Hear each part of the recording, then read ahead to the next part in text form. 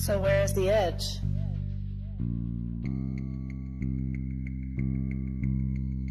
Who's to say that there is an edge, and why assume there is one? Is it because when we are introduced to the idea of a flat Earth, it's always depicted like this?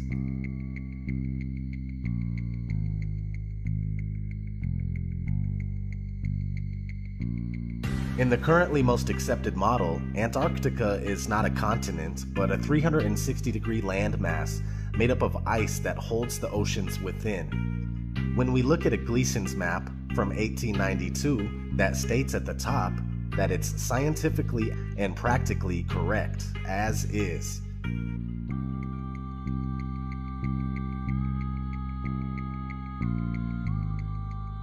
We see this Antarctic ice rim.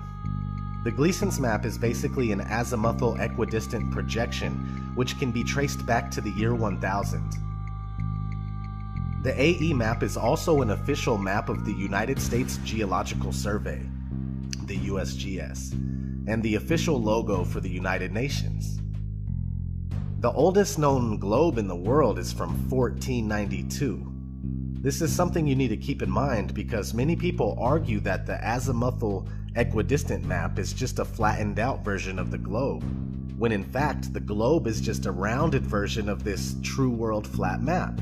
If the flat map came first and it has the ability to convert into a globe without any problems whatsoever, then that should tell you a little bit about how this globe deception was achieved.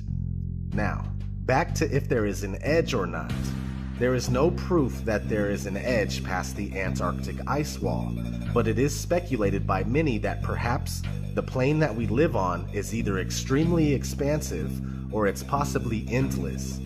In these two scenarios, it would be logically assumed that more land is being hidden from the general public.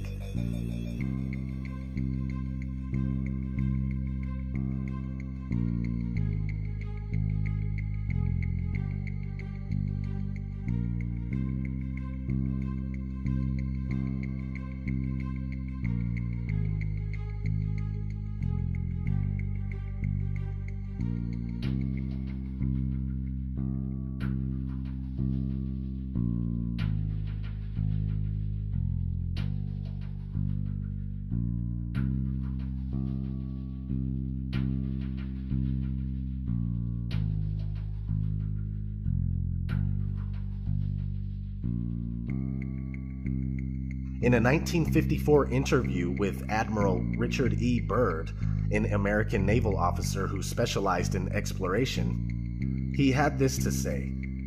But strangely enough, there's left in the world today an area as big as the United States that's never been seen by a human being. And that's beyond the pole on the other side of the South Pole from Middle America. And I think it's quite astonishing that there should be an area as big as that unexplored. Implying that there is more land past Antarctica. If that uninhabited land was on a globe, it would be in the Indian Ocean. A recent discovery of an old Buddhist map in a newspaper from 1907 seems to support the idea of a vast plain with much more land.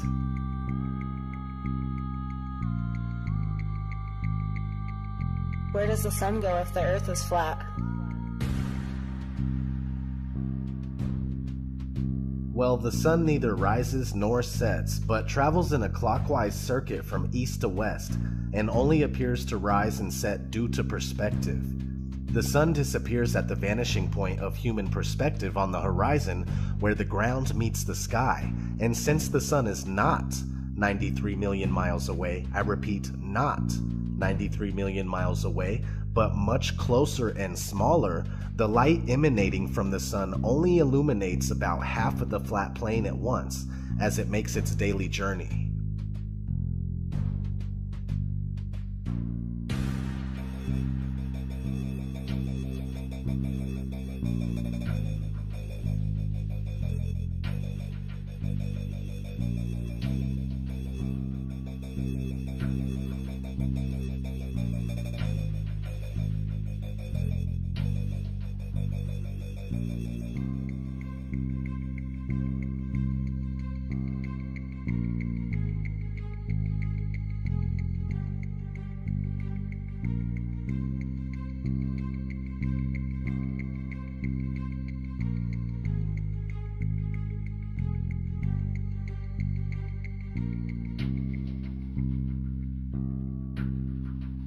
What's underneath the flat Earth?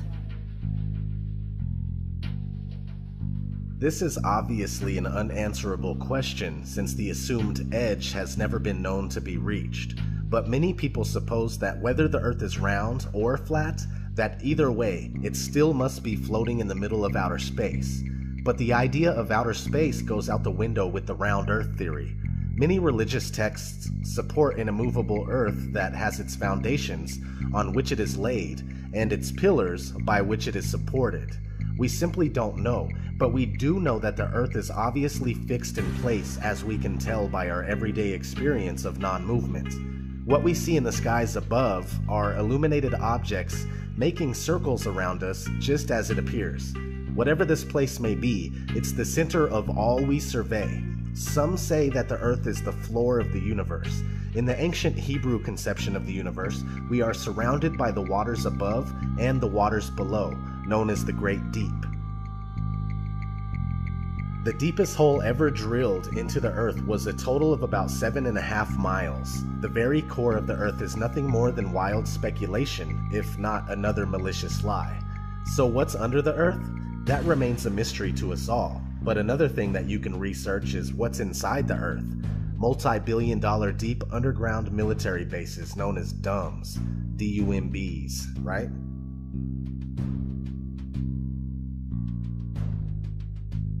What about ships and boats disappearing over the horizon? This is also due to human perspective. They don't go over the horizon, they go into the horizon, moving beyond the limit of our vision and past the vanishing point. But the ships and boats are easily brought back into view with a pair of binoculars, a telescope, and any camera with a good zoom lens.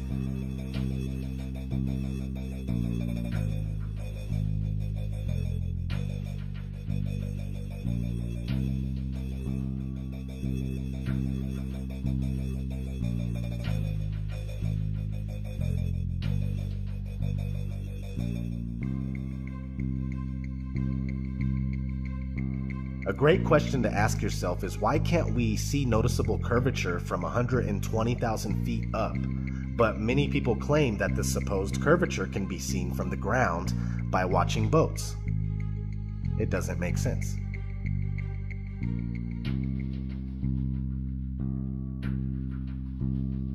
And what about all of the pictures of the Earth? They are all clearly computer-generated images. They claim this picture from Apollo 17 in 1972 is real, and they also claim that the 2015 Epic Earth picture is real. But NASA employee Robert Simon gave us a glimpse of how they do it when he shared his experience of creating the Blue Marble 2.0 in 2002. He is now called Mr. Blue Marble. He was interviewed and on record stating, "The last time anyone took a photograph from above low Earth orbit that showed an entire hemisphere, one side of the globe, was in 1972 during Apollo 17. NASA's Earth Observing System, EOS, satellites were designed to give a checkup of Earth's health. By 2002, we finally had enough data to make a snapshot of the entire Earth, so we did." In 2002, Blue Marble 2.0. NASA's Rob Simon made this. Simon's job is... It's primarily taking data and making pictures out of it. That's what this is, a composite of data sets from several different instruments translated into a picture. So we actually had to take clouds out. They stashed the clouds for later, went onto the ocean. That came from an instrument that measures phytoplankton in the sea. Where it was low, I colored it dark blue because they're low mostly in mid-oceans.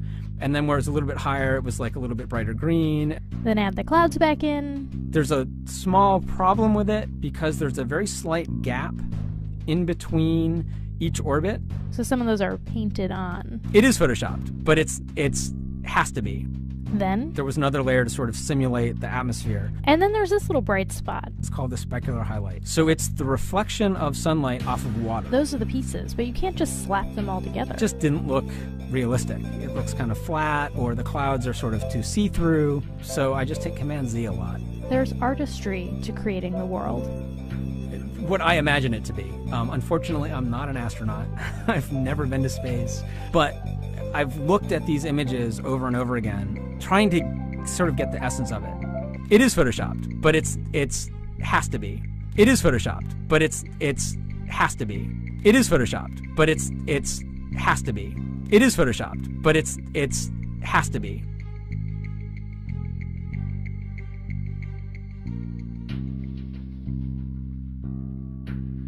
Why are all the other planets round then?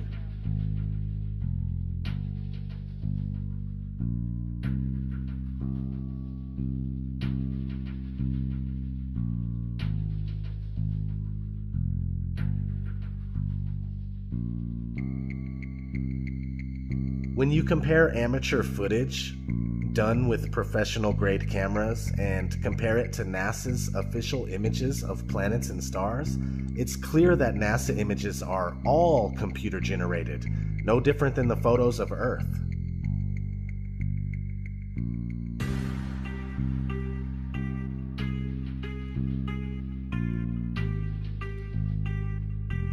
What have become known as planets are round lights that seem to be set over the flat Earth. The so-called planets and stars are not what we have been told they are, and comparing luminous objects that you see in the sky to the Earth under your feet is very ineffective for actually proving the supposed rotundity of the Earth. Since there are no actual photographs of the Earth and motion has never been experienced or proven, it would seem more logical for one to assume that we are on a flat, motionless plane, and everything we see in the heavens revolves around us. What about satellites and GPS? As crazy as it may sound, satellites are a hoax. Have you ever wondered why there are never any damaged or fallen satellites? And why there are no satellite malfunctions due to constant heating and cooling? It's weird they don't melt in the thermosphere that's over 2,000 degrees. I find myself looking at the moon and wondering why we never see satellites pass by the moon. Did you know there are thousands of miles of fiber optic cables under the seabed that supplies 90% of the Earth's communication, internet, phones, etc.? And GPS works off of cell phone towers. It's called triangulation. Haven't you seen those really tall towers and wondered what they are? Satellite TV is just enhanced radio using ground-based towers. It's all ground-based, just like the old TV antenna.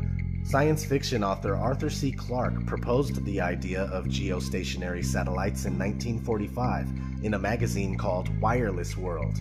And 20 years later, in 1965, they claim to have successfully launched the first commercial geostationary communication satellite. Today, there are said to be thousands, but the odd thing is that trying to prove it only leaves you fruitless. Is outer space even real?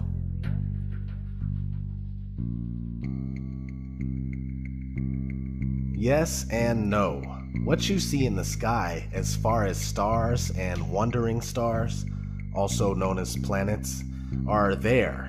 How could we deny them? We don't know what they actually are, but they are there. Now, what we are told about outer space and what it is not true at all.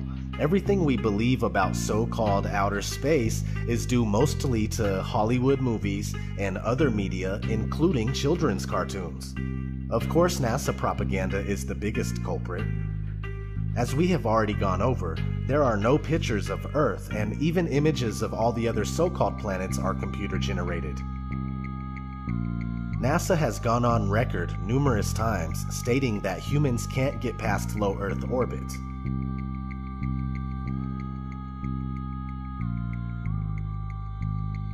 NASA's next spacecraft, already being built and tested across America, will do those things and more. This is the spacecraft that's going to take humans to explore the solar system. It's the next big step for NASA in exploration. Called the Orion Multipurpose Crew Vehicle, or MPCV, this next-generation spacecraft will enable America to explore beyond low Earth orbit. As we get further away from Earth, we'll pass through the Van Allen belts, an area of dangerous radiation. But Orion has protection. Shielding will be put to the test as the vehicle cuts through the waves of radiation. Sensors aboard will record radiation levels for scientists to study. We must solve these challenges before we send people through this region of space. Plan that NASA has is to build a rocket called SLS, which is a heavy lift rocket. It's something that is much bigger than what we have today, and it will be able to launch the Orion capsule with humans on board, as well as landers or other components to destinations beyond Earth orbit. Right now, we only can fly in Earth orbit. That's the farthest that we can go. And this new system that we're building is going to allow us to go beyond and hopefully take humans into the solar system to explore. So the moon, Mars, asteroids, there's a lot of destinations that we could go to, and we're building these building block components in order to allow us to do that eventually. And unlike the previous program, we are setting a course with specific and achievable milestones. Early in the next decade, a set of crewed flights will test and prove the systems required for exploration beyond low Earth orbit. Low Earth orbit is supposedly between 99 and 1,200 miles away. The funny thing is that they say the moon is over 200,000 miles away. How did we make it so far in the 1960s and 70s if we can't do it today? Also, the International Space Station, just like everything else brought to us by NASA, is a fake Freemasonic hoax, completely fabricated and done with special effects, models, pools, zero-G planes, and various other camera tricks. How is circumnavigation possible on a flat Earth? Very easily. You can travel east and west directions to ultimately end up right back where you started. The face of the Earth looks similar to that of a clock. In fact, clocks were most likely designed after the true appearance of our world. If you follow a compass east for long enough, you'll make a full circuit. Same thing if you travel west long enough. As we've already gone over, the flat Earth map that was around before globes were easily converts to a globe, so everything you believe you are doing on a globe is actually taking place on a flat Earth. How come the moon is upside down in the southern hemisphere? This is another very simple explanation. When somebody is in the northern part of the Earth, or on the northern part of the Earth, they see the moon from this angle. When somebody is on the southern part of the Earth, the moon looks like this. They're looking at it from this angle. They see it from the opposite angle, and that's all it is. Imagine you tape a picture of the moon in the center of your living room, right? Depending on where you are in the room, the moon will be seen differently. When pondering this question, keep in mind that the face of the moon never changes. On a spherical Earth, we'd expect to see other sides, but we never have.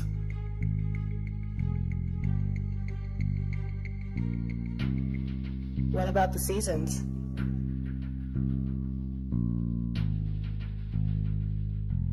The sun is close and small, and it circles around and above the flat Earth in a spiral pattern on the Tropic of Cancer in the northern summer months, and then down in the Tropic of Capricorn in the northern winter months. So when the sun is further away from the North Pole, right, the center of the flat Earth, it's winter in the north and summer in the south. Since the sun is smaller than we are told and closer, it makes much more sense that we experience seasons in the first place. If the sun was 93 million miles away and had a radius of over 400,000 miles, we would hardly experience temperature fluctuation as we do. What about gravity?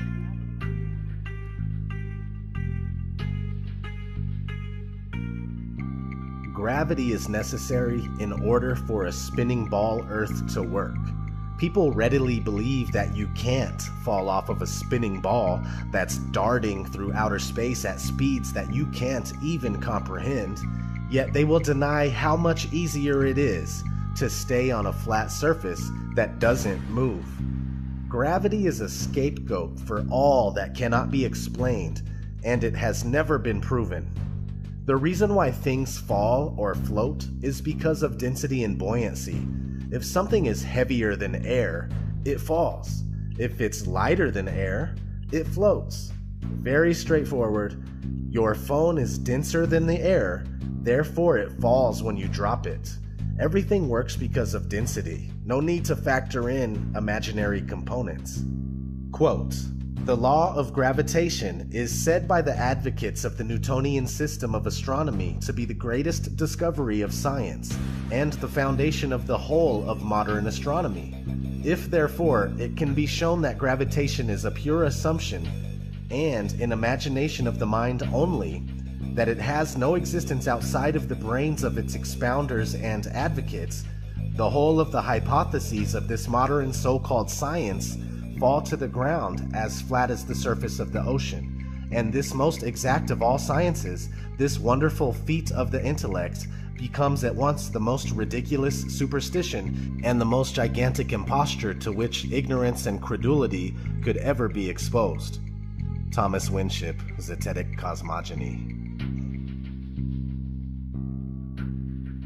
What about the Coriolis effect?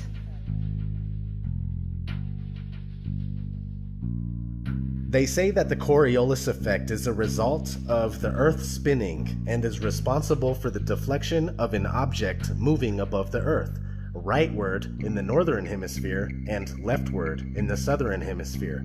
The problem is that things like hurricanes and water in the sink aren't always predictable and have been known to spin both ways in either hemisphere. Also, another contradiction that proves the Coriolis effect false is the fact that no flying machine above the Earth has to account for it.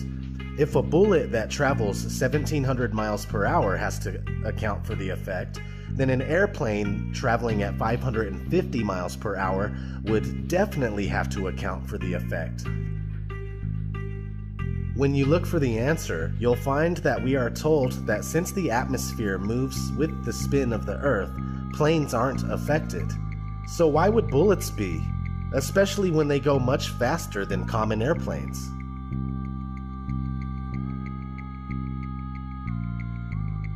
Why can't I see infinitely far? This is for the people that wonder why they can't see certain things that they believe they should be able to see if the Earth was flat. I've been asked on numerous occasions, why can't I see Mount Everest from anywhere on Earth? I've also been asked, why can't I see Spain from the east coast of America?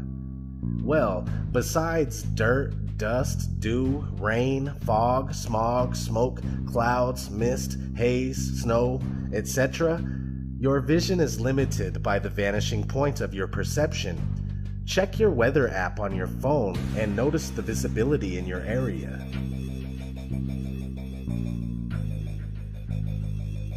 Is the flat Earth a religious thing?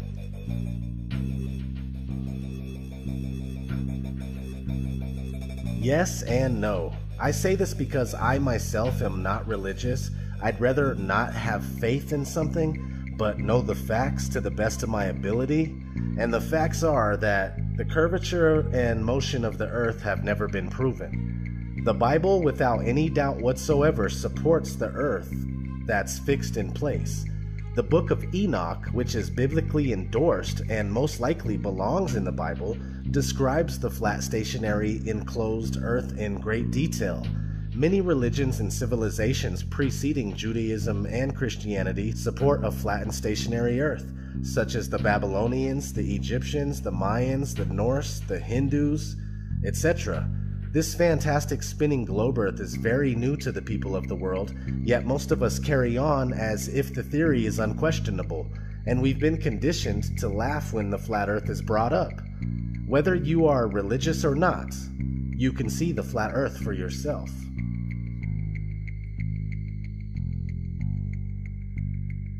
Is the Flat Earth Society behind the resurgence of the Flat Earth? No, the Flat Earth Society is designed as a containment unit. Gatekeepers that tell the truth about some stuff, but then lie about other things in order to make it appear ridiculous or steer you in the wrong direction. For instance, this is what FES has to say about gravity. In the Flat Earth model, gravity, rather than being a force, is the upward acceleration of the flat Earth.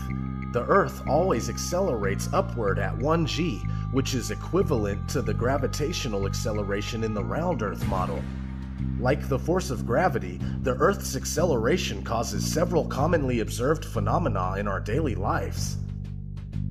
If that isn't the biggest turnoff, I don't know what is. The Flat Earth argument has never died. It only died down. Real Flat Earthers have always been among us. But it wasn't until late 2014, early 2015, when Eric Dubay started making a lot of noise about the Flat Earth conspiracy and got people like myself on board. It took me 10 months of research before finally accepting the truth about where we live. Thanks to the many great Flat Earth researchers, content creators, and activists since then, more and more people are waking up to the massive deception every day.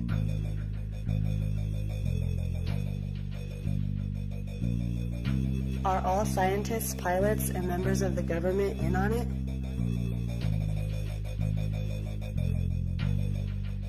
No, most scientists, pilots, and members of the government have been indoctrinated just as the rest of us have. When they work at their everyday job, they go about it as if the Earth is most certainly spherical. If indeed some of these people did know the Earth is flat, they most likely wouldn't even speak out about it in fear of losing their job or ruining their reputation. The average scientist goes about everything they do with the spherical Earth already factored in. For mainstream science, questioning our current model is a huge no-no. For pilots, computers do most of their work, not to take away from what they do because I personally appreciate it, and also pilots often switch out at stops, making it difficult to understand the real layout of Earth's land masses. As far as government members and politicians go, besides high-ranking officials at NASA, which isn't government at all, it's safe to assume that they are not in the know and they are not knowingly perpetrating this lie. Very few people compared to the population of the world are enlightened to the flat Earth.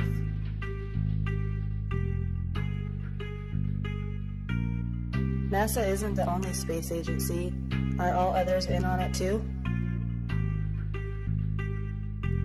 The answer is yes.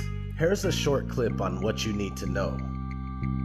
The Vector, NASA's official logo. If you've ever looked at NASA's official logo, both their official insignia and their official seal, you'll see that the most prominent object in the seal is a red swooshing object. They call that the chevron or the vector. If you ask NASA's Public Affairs Office, this symbology is featured so heavily in their insignia and seal, they'll give you what really amounts to the standard facile cover story for the unilluminated. They'll tell you that that is a representation of a hypersonic wing design from the 1950s, which was the time the logo was created. Not exactly the case. Someone might want to ask the Russian Federal Space Agency, Roscosmos, that was formed in 1992, why they chose that same logo. And while you're at it, you can go ask the Chinese, who formed their space agency in 1996, why in the world they're using a hypersonic wing design from the 1950s as their official logo. Then you can ask the Japanese, the South Koreans, Taiwanese, Malaysia, Mexico, Iran, all of these countries, even Bulgaria. They all utilize the vector symbology in their space agency logos for their national space agencies. It gets even deeper. You can go look at the individual manned program patches for NASA. The Mercury program, for example, a blatant use of covert symbology. In every logo dealing with the Mercury program, you'll see what looks like a number 7 in their logo. And again, NASA's official story is that they put this number 7 there so that they could pay homage to the original 7 Mercury astronauts, kind of forgetting the fact that only 6 Mercury astronauts actually flew into space, because number 7 never did. Deke Slayton had a heart problem, so he didn't get to go up.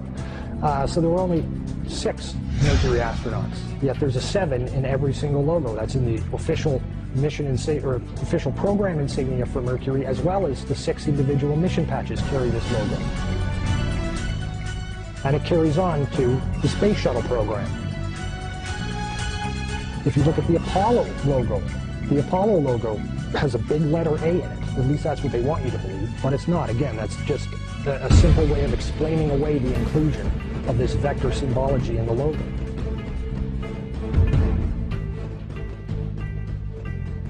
If you go to the Space Shuttle program, the original Space Shuttle STS program patch is a triangular patch that, again, hides the use of the chevronic vector symbology. And that also goes for many of the STS-specific mission patches. Every single one of the International Space Station expedition patches carry the vector symbology.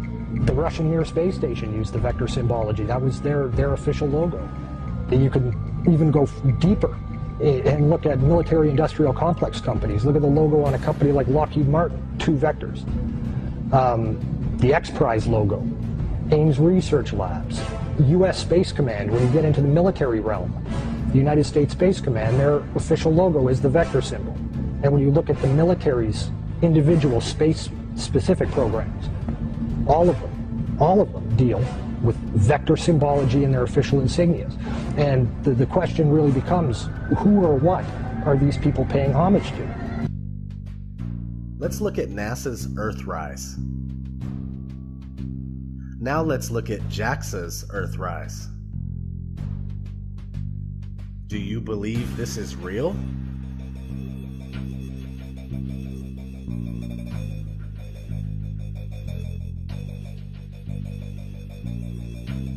Well then, who's responsible for this deception?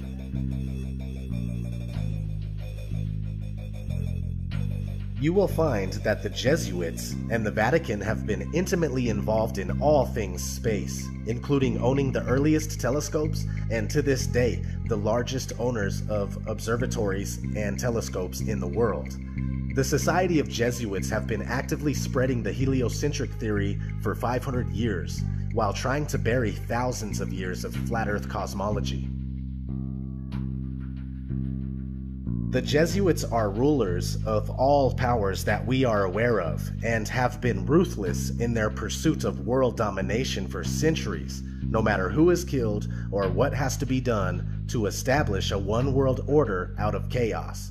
They rule over, or are deeply partnered with, people like the Rothschilds and many other international banksters, secret societies, especially the Freemasons, as well as Zionist Jews, and especially Zionist Jews in seats of power. They rule over all the alphabet agencies and government think tanks, including the NSA, CIA, FBI, Mossad, KGB, Roundtable, Committee of 300, Tavistock Institute, Lucius Trust Publishing, Bilderberg Group, and the Council of Foreign Relations, including representative government and legislation like the US Presidency, Congress, and the Supreme Court. The Jesuit order is said to have been established by Jews, again showing that the Jews are behind some of the biggest hoaxes in history, including the Holocaust. Freemasons are also spread out all over the world to further the different agendas that serve this Illuminati elite.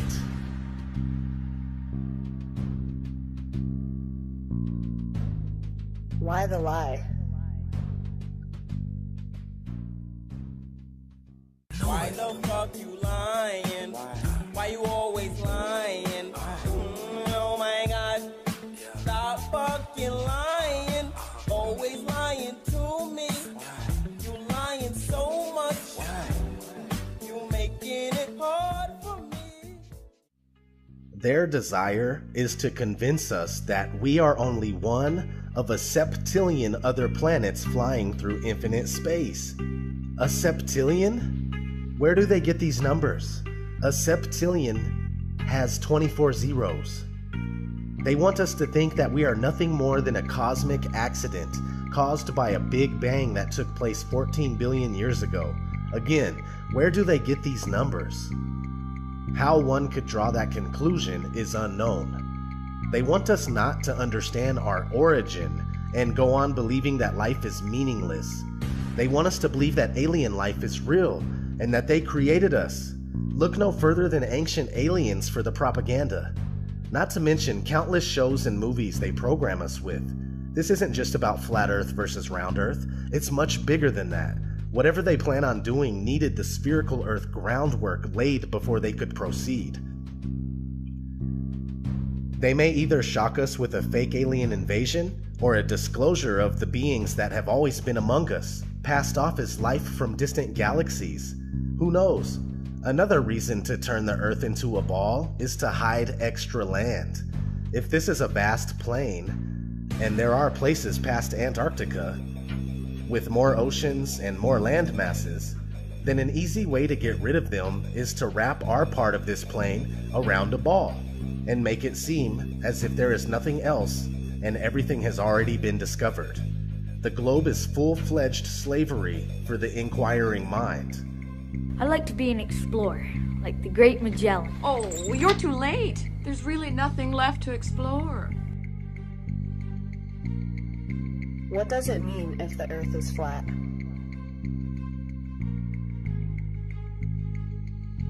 It means that the origin of man is deliberately being covered up from us.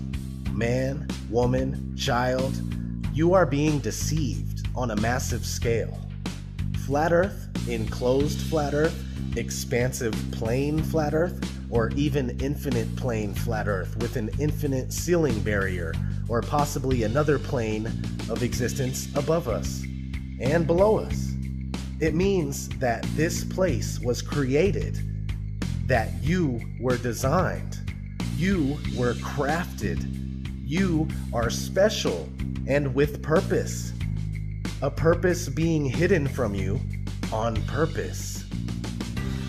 We are supposed to know our world and our reason for being. We've been swallowed whole by this economic fiat money system that controls absolutely everything and fuels this manufactured reality. Most of us know that we are slaves, and it's no wonder we desire to escape through movies, TV shows, and video games that happen to also further our programming and mental conditioning. We were never meant to live like this, and knowledge of our flat Earth is a step in the right direction. It's something that can't be taken from us. It's the fuel that we need to let these bastards know that we won't go down in ignorance. We will not willingly accept their one world authority that wants to rule over all mind and all matter. Embrace this flat world of ours and free your mind from the globalist mind control.